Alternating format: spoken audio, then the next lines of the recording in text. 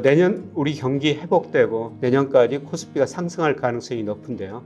최근 반도체 수출에 비해서 삼성전자 주가도 좀 앞서가는 것 같습니다. 반도체 수출만 가지고 삼성전자 주가를 평가한다면 삼성전자 주가도 좀 가대평가 영역에 들어서고 있다. 그러나 단기적으로 제가 보는 일평균 수출 금액이나 HP 필터에 비해서 너무 코스피가 빠른 속도로 올랐다는 겁니다. 여러분 안녕하십니까? 오늘 관세청에서 10월 1일에서 20일까지 수출입 동향을 발표했습니다.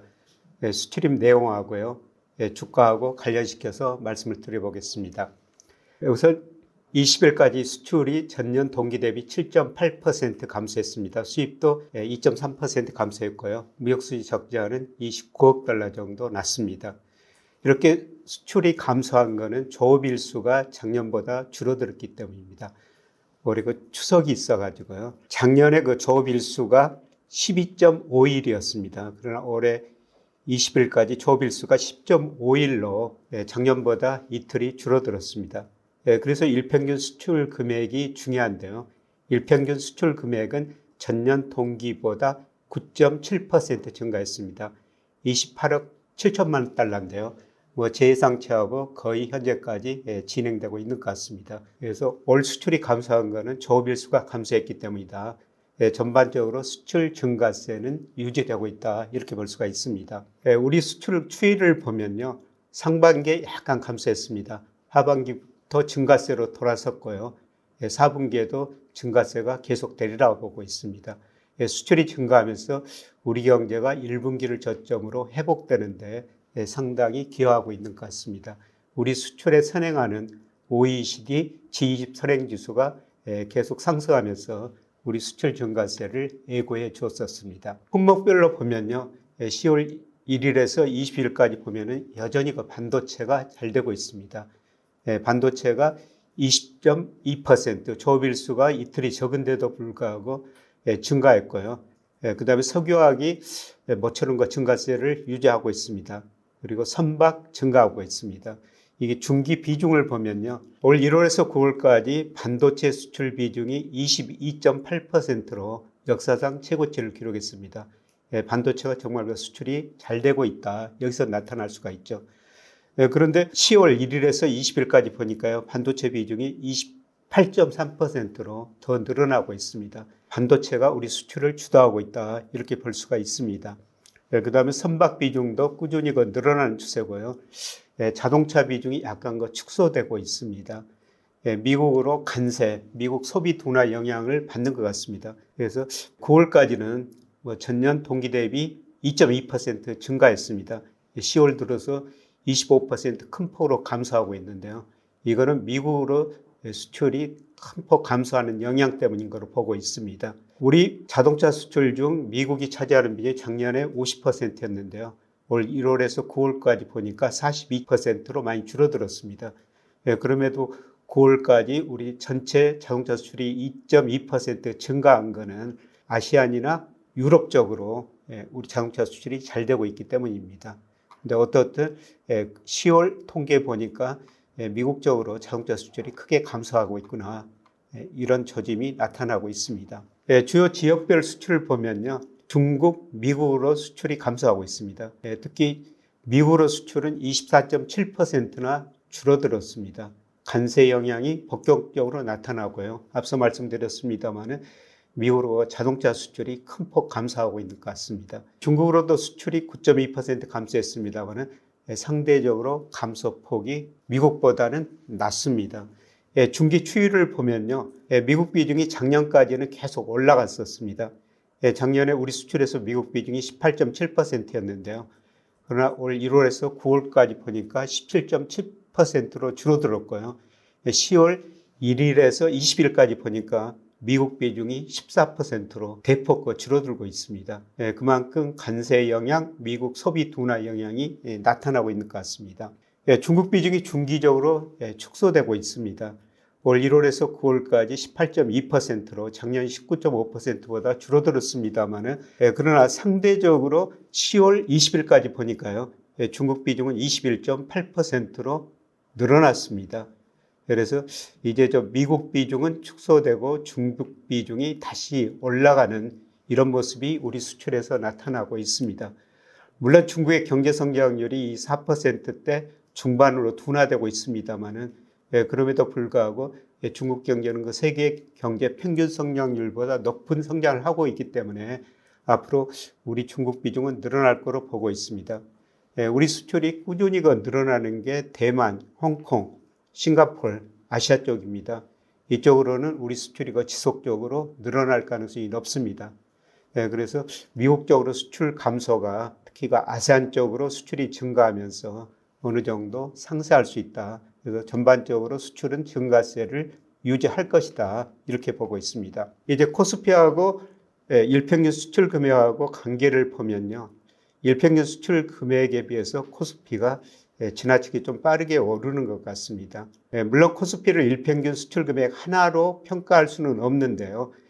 단기적으로는 제가 이걸 보고 우리 코스피가 가대평가하고 가소평가됐다 이런 말씀을 드리는데요. 10월 20일 우리 코스피가 3,815점 됐었습니다. 일평균 수출은 28억 7천만 달러였고요. 이걸로 평가해 보면 우리 코스피가 일평균 수출 금액을 29% 정도 가대평가하고 있습니다. 물론 가대평가가 이보다 더 심한 경우가 있었죠. 특히 2021년 4월에는요. 거의 40% 가대평가됐습니다. 제가 이걸 보고 그때 드리는 말씀은 주식 비중을 좀 축소하시는 게 좋을 것 같다. 이런 말씀을 드렸는데요. 가대평가 정도가 여기서 더 확대될 수 있습니다. 그러나 확대되면 될수록 그만큼 코스피 가대평가 정도가 좀 더 심해지는 것 같습니다. 그래서 전반적으로 이런 시기에는 주식 비중을 늘리기보다는 조금 더 지켜보시는 게 좋지 않을까 이렇게 생각합니다. 참고로 삼성전자 주가는 제가 반도체 수출하고 같은 방향으로 움직이고 있다 이런 말씀을 드렸습니다. 반도체 수출도 제가 예상하면 내년까지 증가합니다. 그러나 최근 반도체 수출에 비해서 삼성전자 주가도 좀 앞서가는 것 같습니다. 그리고 반도체 수출이 10월, 11월에는 9월보다 금액이 좀 축소되고요. 12월에 증가할 가능성이 높습니다만 계절적 요인 때문에 내년 또 1분기에는 금액이 줄어듭니다.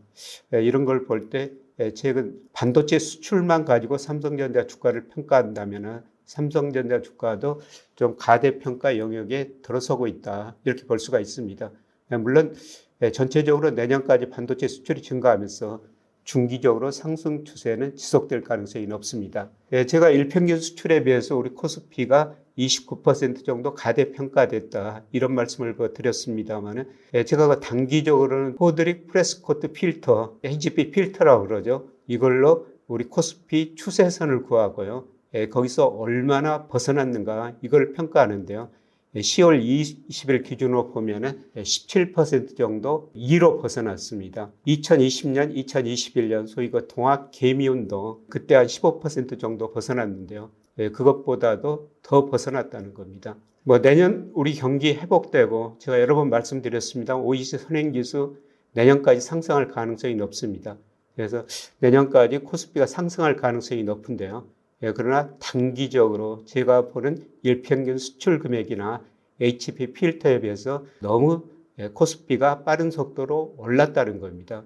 어느 정도 조정이 불가피한 시점이 다가오고 있지 않느냐 이렇게 생각됩니다. 참고로 최근에 미국 S&P 500, 나스닥도 사상 최고치를 경신해 가고 있는데요. 월스트리트 저널에서 좀 경고하는 기사가 나왔기 때문에 여러분한테 소개해 드립니다. 10월 20일자 실린 기사인데요. 우선 내용을 보니까 S&P 500 나스닥이 사상 최고치를 기록했는데 유동성 때문에 그렇다. 실물 경기하고 괴리가 벌어지고 있다. 저도 여러분한테 늘 말씀드렸습니다. 미국 S&P 500이 M2 유동성에 비해서 특히 명목 GDP에 비해서 지나치게 가대평가됐다. 대표적인 지표가 GDP하고 그다음 시가총액 비율이죠. 소위 버핏 지수라고 그러는 겁니다. 역사상 최고치를 기록했습니다. 그 다음에 올스트리트 저널에서 섹터 흐름을 봤는데요. 경기 방어주가 강세라는 겁니다. 경기 방어주 하면 유틸리티, 헬스케어, 필수 소비재인데요. 이쪽으로 자금 유입되고 있는데 이거는 투자자들이 경기 둔화를 대비하고 있다. 위험 회피 신호라는 겁니다. 대표적으로 경기 민감주 하면은 지역은행, 주택건설, 항공주 등 이런 주식들은 급락했다는 겁니다.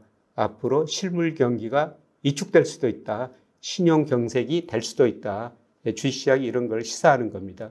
그리고 미국의 10년 국채 수익률이 4% 이하로 떨어졌습니다. 물론 앞으로 미국 경제 성장이 둔화될 것이다. 이런 걸 반영하고 있습니다만은 또 안전자산 선호 현상이 국채 수익률에도 나타나고 있다는 겁니다. 그 다음에 최근에 연일 금 가격이 사상 최고치를 기록하는데요. 인플레이션 기대 때문에 사실 금 가격이 많이 올랐죠. 그러나 월스트리트저널에서는 단순 인플레이션 해지가 아닌 리스크 회피 수요가 금 수요로 이어졌다. 그만큼 리스크가 커지고 있다. 이런 이야기를 했고요. 그 다음에 최근에 미국의 고용 데이터가 발표되지 않고 있습니다만은 고용 증가세가 둔화되고 또 소비 증가세가 둔화되겠다. 앞으로 경기 침체가 올 수도 있다. 이런 식으로 지적했습니다. 적절한 시기에 적절한 지적이 아닌가. 그래서 제가 여러분한테 월스트리트 저널 기사를 소개해 드린 겁니다. 그래서 제가 보기에는 우리 코스피, 미국의 S&P 500, 나스닥도 단기적으로는 가대평가 영역에 들어있는 것 같습니다. 이런 점에서 지금 주가가 급등했습니다만은 여기서 추경 매수 하시는 것보다는 좀 더 차분하게 지켜보면서 투자 의사결정을 하시는 게 좋지 않을까 이렇게 생각이 됩니다. 고맙습니다.